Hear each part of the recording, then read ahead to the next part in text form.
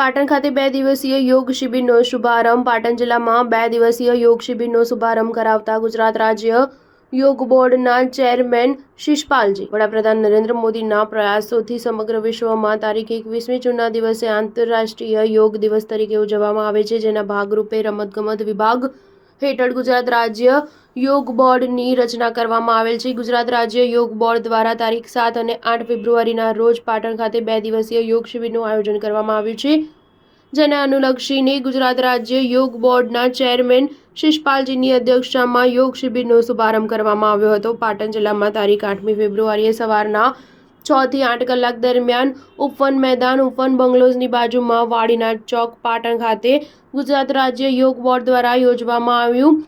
આજની યોગ શિબિરમાં યોગ સાધકોએ ભાગ લીધો હતો.